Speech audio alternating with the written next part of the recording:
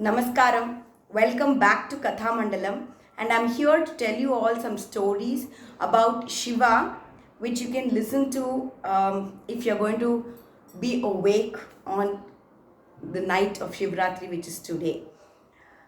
I thought I'll share with you some stories of the devotees of Shiva and how he's always there for his devotees when we just surrender ourselves to him. So one such story is about a, a man who lived on the outskirts of Karnataka, the present Karnataka state, maybe closer to Maharashtra. His mother was ailing and she was very old, and all her life had never ever uttered and asked anything for herself. She just looked at her son and said, I have never asked you anything, isn't it? But I just have one wish. Can you take me to Kashi? I want to die at the feet of Vishwanath. Can you please take me there? This man couldn't say no to his mother's plea, but didn't know how to do it. They had to cross forests, rivers, and how would he do it? He set out on the journey. They were crossing forests, and his mother, being so old, could hardly walk. He started carrying her on the shoulders. He also lost all his energy and just sat down. Are we going to stop here itself? Are we not going to continue? Is my wish going to die with me without being fulfilled? His mother asked him.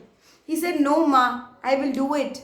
Just give me this night's break. Let me just regain my energy. And as he closed his eyes and before he could sleep, he just told, Lord Shiva, my mother has not asked me anything. Please, please, please give me all the energy that you can to make her wish come true. And he slept. And somewhere in the middle of the night, he woke up with a startle. He heard the sound which usually comes from the neck of a bullock when it is riding on the cart. It was all misty, and he knew that a bullock cart was coming. He looked, but there was only one bullock and a cart. Such an arduous journey in this forest in the middle of the night, but only one bullock.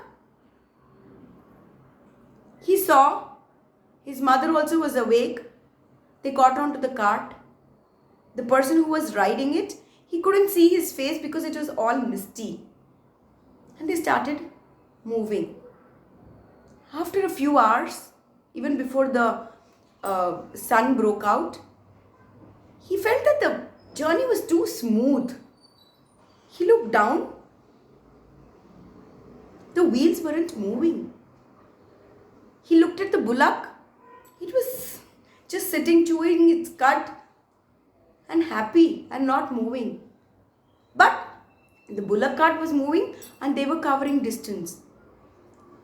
He looked at the person who was riding the cart and it was just a cloak and he couldn't see the face. Oh my God, who is this? What is this? His mother said, Oh, you little fool of mine, we've already reached where I want to go. Just let me go. And she just left her body.